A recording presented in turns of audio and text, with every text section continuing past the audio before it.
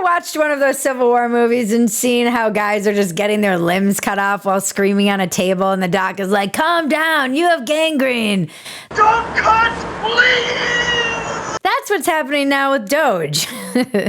Elon is gleefully cutting down the size of government, which is a good thing, but he may be a little too excited.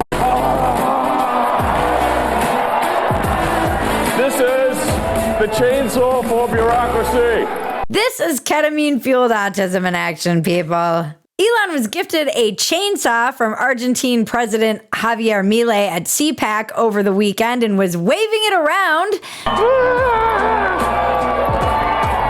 Elon is like a demented Civil War surgeon, and sure, he's sawing limbs off to save the body.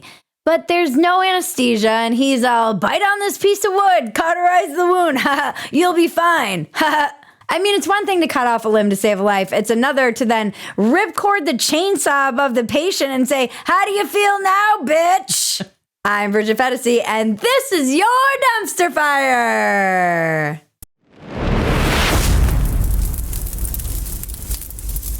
Welcome to Dumpster Fire, where we make burgers out of your sacred cows.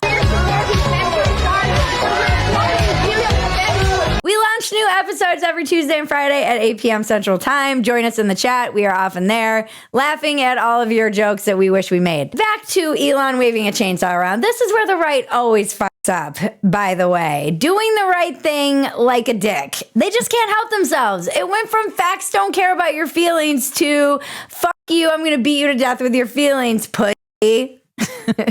Cry for me. Come on. Cry. It appears, aside from ketamine and X, Elon has also become addicted to himself. There's a branding issue with Elon. Everyone's all for cutting federal spending. Most people are for it until you suddenly hear about the park rangers and the VA nurses and the dude who tests soil quality being fired. And then at CPAC, there's an autistic foreign billionaire wielding a chainsaw, cackling while he lays off all these jobs. He's worth $250 billion, laughing with a chainsaw in your face, and suddenly people are like, I'm not exactly sure how I feel about this, even if I'm for it. Although I do kind of get why he's laughing, I'm also having a hard time believing the left while they're crying for all these federal workers being laid off, when just 4 years ago they were celebrating laying off tens of thousands of workers for refusing to get the COVID vaccine. We must think of the federal workers. The real question I have is, how much trolling is the American population going to put up with? Honestly, I think a lot. Yeah, I mean... yeah. Don't forget, we also did just have a president who said it was going to be a long winter for the unvaxxed. For unvaccinated, we are looking at a winter of severe illness and death for unvaccinated. Kind of implying, like, I hope you all die to a large portion of the population.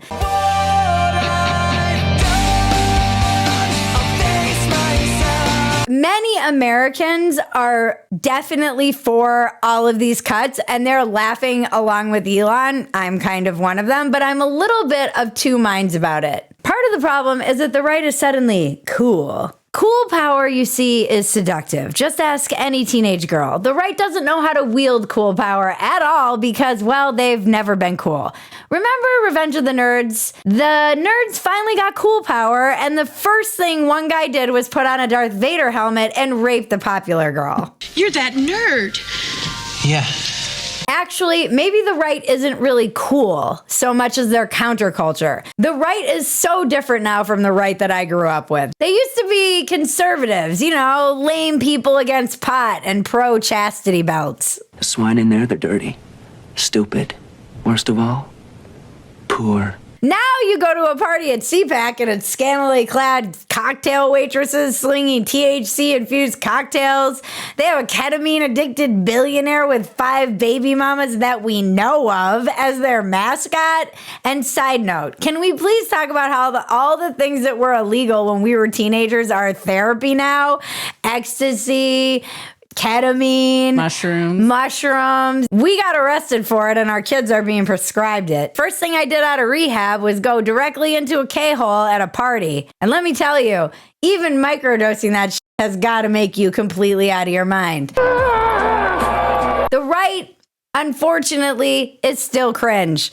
They can't escape it because we're living in an era where autism took over the entire world and Elon took over the Conservative Party. Take Elon at CPAC, for example. He jokes about, I am become meme. I am become meme. Yeah, pretty much. It's like there's living the dream and there's living the meme, and it's pretty much what's happening, you know? Elon comes across like a dad using slang to embarrass his kids, only not intentionally. How do you do, fellow kids? What? The essence of cool is knowing how to go far enough without going too far. And this is why the left isn't cool anymore, either. Which is what Elon was pointing out in his talk at CPAC. Sort of the left wanted to make comedy illegal, you know? Yeah. Like you can't make fun of anything. So then it was like, comedy sucks. It's like, nothing's funny. You can't make fun of anything. It's like, legalize comedy. Yeah. But this is like 2021 talking points in 2025. We made it legal. We won. Comedians held the line. Kill Tony, Shane Gillis, Andrew Schultz. They're selling out stadiums. It's not like it's illegal at all. In fact, most comedians who buck the system, Tim Dillon, literal multi-millionaires now flying in private jets. Even Louis C.K., who is the poster child for comedians in cars who are canceled, is still as popular as ever, if not more popular. I got on an airplane in Italy. This little kid was like, Mama, that's the guy who jacked off in front of the people. I'm not saying canceling isn't real, but legalized comedy is not a thing. This is Elon borrowing language from X and applying it wherever he thinks it will get him the biggest applause. At a place like CPAC, he can't help but break his ankle on the dismount and end in dorkness. Legalized comedy. We're not in the UK where it is illegal. You guys are fucked. Stick around. I still, unfortunately, have to talk about this motherfucker because he now runs the world. Before our next segment, don't forget to like, subscribe, touch my bells and buttons, and tell your friends about us. Now that we are not everyone's dirty little secret, please help us reach our goal of 100,000 subscribers on YouTube. You guys are doing God's work because we're getting there. And you guys have spoken. When we hit 100,000 subscribers, I will do my very best Mexican weather report. You have to stick around through the ad to see the weather report, guys. Sorry, them's the rules. All right, ladies and gentlemen, we're heading into March, and you know what that means. Summer's just around the corner, and it's time to get off your fat ass and start focusing on getting hot, because that's actually what makes you cool and really all that matters in life. I'm just kidding. But it does help. But more importantly, it helps with that inner strength. And that's why you should all be signing up for Caliber. Caliber has been life-changing for me. I've wanted to get into weights for a while. It's so important for women in their 40s in my condition, perimenopause, to focus on building muscle and maintaining bone density. Weight training can be confusing and overwhelming, and you never really know where to start. Caliber makes weight and strength training very simple. With the Caliber app, you get a personal trainer, and they help you to create a fitness program, nutrition plan, and it's completely customized to you, your dietary restrictions, your goals. We have arranged a special deal for our Dumpster Fire audience where you get $100 off for the first 3 months. Now, if you do that math, March, April, May, you get started now and you're going to be in much better shape than you are right now, right in time for June. It's so much cheaper than working with a trainer at a gym. There's a 30-day money-back guarantee if you're not happy with the program, so try it out and see. Click the link below to get signed up. caliberstrong.com/dumpster. The link is in the description below. Now let's check the weather with Diana Alvarado. Imagen de satélite, y bueno, es que tuvimos un frente frío el cual cruzaba toda la zona fronteriza. Este ha sido impulsado por un sistema de baja presión que lo mueve ya retirándose hacia el suroeste y dejándonos para los próximos días condiciones de cielo despejado. Thank you, Diana. I hate, for the record, having to talk about Elon this much. A lot of you say, oh, this is classic projection. You want Elon's baby. No, I don't. I don't want to have to talk about Elon. He started out as my joke Nemesis, and now he's running the world. You think I like this? This just goes to show you how if you follow me, you will be able to predict the trends that come in 5 to 10 years. I don't want to talk about him, but he has followed the Trump model in many ways, primarily sucking up all of the oxygen and making it all about him. And the worst part of Elon Musk is that I have to constantly talk about Elon Musk because that's what happens when people become emperors. Don't you see what's happening here, people? So, in the continuation of this story that is never-endingly hilarious, don't think that I don't think all of this is fucking hilarious, by the way. I do. I'm not getting laid off, but I do feel bad for the people who are. Some of them. Elon Musk, working alongside the Trump administration as part of his role with the Department of Government Efficiency, DOGE, sent an email to federal workers on Saturday, February 22nd. This email, distributed through the Office of Personnel Management, asked approximately 2.3 million civilian federal employees to, I do love him for this, to submit a list of 5 accomplishments from the previous week by 11:59 p.m. on today, as we shoot, Monday, February 24th. And Musk announced on X that this was done consistent with President Trump's instructions and stated that failure to respond would be treated as a resignation. And as you can imagine, chaos ensued. How about 911? Anyone? 911. First of all, lots of government workers don't even have access to their email over the weekends. Unlike people in tech who work 24/7, these people clock in at 9 and they clock out at 5, and they never think about their job again until they have to clock back in. It's literally like severance, only in real life. Many agencies and new heads of the agencies, like Kash Patel and Tulsi Gabbard, told their workers to ignore the email and follow chain of command. This is the other thing about workers in these environments. Chain of command is very important. You can't just go outside of chain of command and go up above to the top of the chain. This is crazy to some of these people. I also think this is Susan Wiles at work. For those of you who don't know who she is, she likes to stay behind the scenes and be the mastermind. She is Trump's chief of staff, and she's also the genius behind his re-election campaign, and I'm kind of obsessed with her. She seems to let Elon take all the flack while she's just efficiently getting shit done, and also giving people who are the new heads in all of these agencies permission to be in charge. And it's evidence that Trump is still in charge because everyone's actually taking their directives from her, and it supersedes whatever Elon's authority is. So she's allowing all of these new heads of their departments to make these decisions, while also Trump is telling Elon to be more aggressive and do this weird email thing. It will be hilarious if Trump and Elon have some huge falling out and suddenly Elon is enemy of Trump and the state and the left loves him again. By the way, who's going to read these 2.3 million emails and make sense of them? And also even know what these people are supposed to be doing. I know one thing. If you want me to be more efficient, don't ask me to write a pointless email that no one is going to read. Because Elon's obsessed with himself and high on himself and on ketamine, and as we mentioned, has a branding problem, he shouldn't be spinning it like, all these people answer to me. He should be spinning it like he's a conduit for the American people who deserve answers to this, because actually all these workers work for us and we are paying them forever. But again, Elon can't seem to get outside of that. And then Elon was like, you can just use AI and make something up on X. This is what he said. And this is why I hated freaking high school. Now he's just a lazy high school teacher making me do busy work. Just for the sake of being authoritative and making sure that people respect his authority. You will respect my authority. Then someone on X posted the email address that Elon had sent the email from, and everyone started trolling that email with the 5 things they did or Elon did. One example was, Dear Elon, here's what I did last week. Got blitzed on ketamine, ignored my children, tweet 1,782 times, wore weird sunglasses inside, got humiliated by astronauts. Honestly, I think I should be fired for this, but that's your call. Best, John. The astronaut thing is a tangent we're not even getting into. And Monday morning, someone hacked the screens at the U.S. Department of Housing and Urban Development, displaying the message, "Long live the real king," with Trump sucking Elon's toes on his 2 left feet, because obviously it was an AI-generated video, in case you guys thought that was real. After 10 years, the resistance finally made something funny. I mean, geez Louise. Maybe they'll get funny again. Someone at HUD added that video to the list of things they did this week and hopefully sent it into Elon with their resignation. That would be baller. Yeah.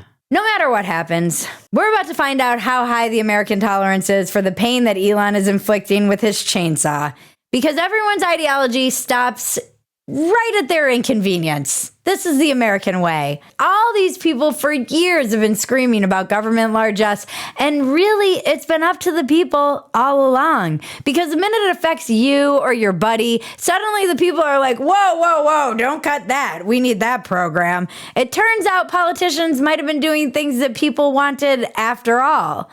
Maybe they do listen to us. Democrats don't ever want to fire anyone, but Democrats aren't protecting nothing here. There are serious economic repercussions if we fire all these people. However, we also need to make changes. You see, everything in nature corrects itself except for the government. Everyone in the private sector has been subject to these correcting forces throughout all of free market time, globalization, downsizing, technology, layoffs. It's part of the reason there's very little empathy for these humble servants of the state when the average American's experience with anyone in government is one of frustration and usually being treated like shit. Sir, did you fill out the 1170? I think I did. Did you fill out the 1170? I filled this out. That's the 1190. You're going to have to go stand in the blue line. Look, I was already in that line. Sir, don't get snippy with me. Well, I've been here all morning. That is not my prerogative, sir. I wait in one line. They send me to another line. You know They what? send me You back can always call to make an appointment. I try to call. I can't get through. The line's always busy. It's ridiculous. Go wait in the appointment line then. I don't want to wait. I've got a job. I don't have all day. I can't say this. You're going to have to take that somewhere else. All right, you know what? I'm on break. Government workers feel entitled to their jobs forever, no matter how much they hate their redundant job. Other than the national park workers. Do not come for them. We love our national park workers. This is when the backlash started, when the one guy who had the bathroom key at Yosemite was fired. Apparently, he was like the sole locksmith with the keys and the institutional knowledge needed to rescue visitors from locked restrooms. Why is there only one guy with this institutional knowledge? And why are people consistently getting locked in the restrooms? I do feel like this is a perfect metaphor for America.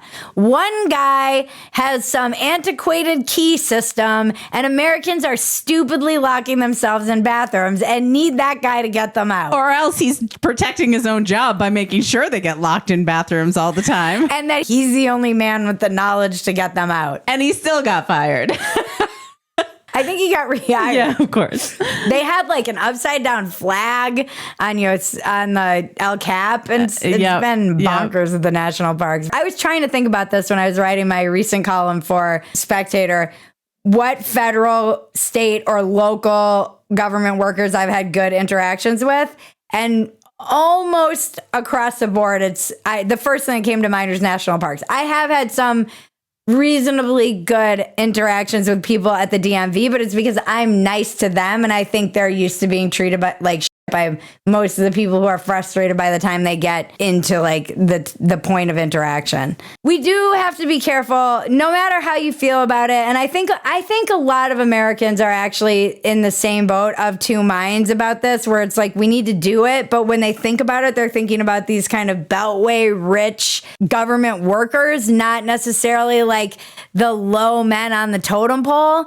And we do have to be careful how we do this, though, because we could wind up in another depression or slip into a debt spiral if we cut too much, too fast, and too many people are laid off all at once. Because it's not just the government jobs, you guys. It's the satellite jobs and businesses that depend on government contracts.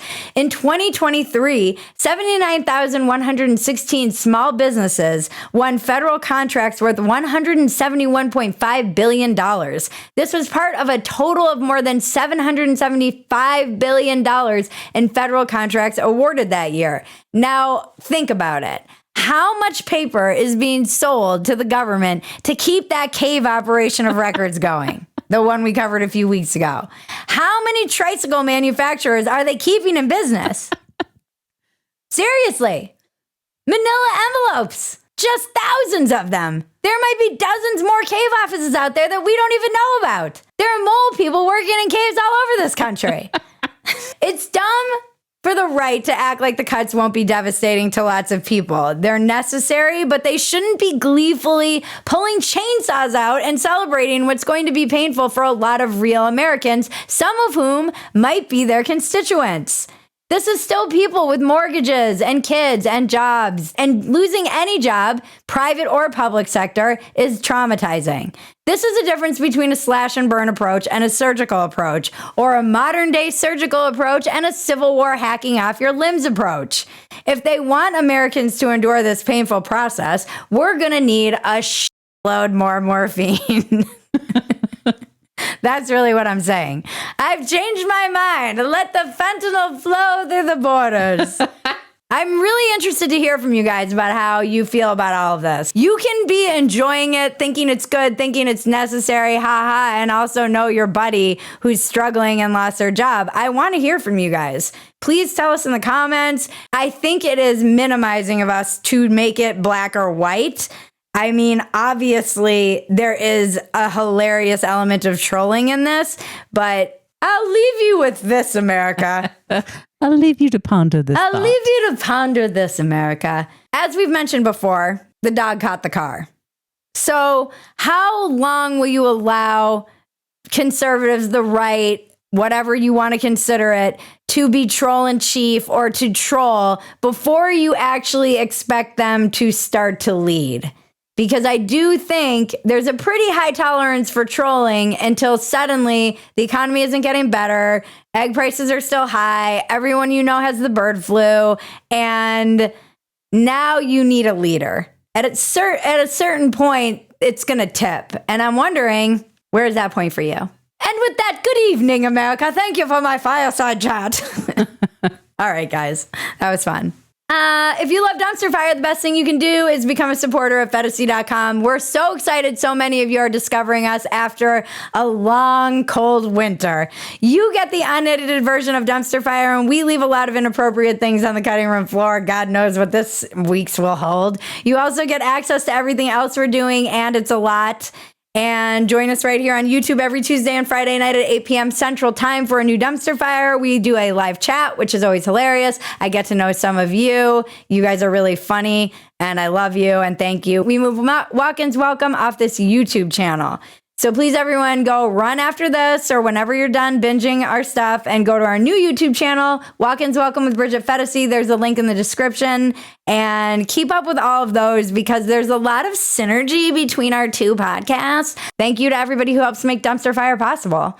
Thank you to Caliber for sponsoring today's episode. Guys, let's get in shape together. I need some motivation. I've really let myself go. Thank you to our audience, subscribers, supporters. We love you. I want to thank you, Maggie. Thank you, Bridget. Thank you to our editor. And now to cleanse your palate, the internet is glorious. I don't even really work here. That's what makes this so difficult. I have an MD from Harvard. I am board certified in cardiothoracic medicine and trauma surgery. I have been awarded citations from 7 different medical boards in New England, and I am never, ever sick at sea. Would you walk us through a typical day for you? Yeah. Great. Well, I generally come in at least 15 minutes late. And after that, I just sort of space out for about an hour. Space out? Yeah. I just stare at my desk, but it looks like I'm working. I do that for probably another hour after lunch, too. I'd say in a given week, I probably only do about 15 minutes of real, actual work. Remember, life is absurd. Don't take yourself so damn seriously. Take the work seriously, but don't take yourself seriously. I do agree with Elon on that. Let's have a little fun. This has been your Dumpster Fire, and I'm Bridget Phetasy. Now make me rich!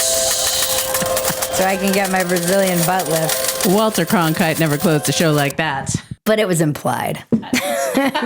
Oh, he really needed his Brazilian butt lift? Oh, he just needed his money. And the unicorns dance while the world burns, world burns.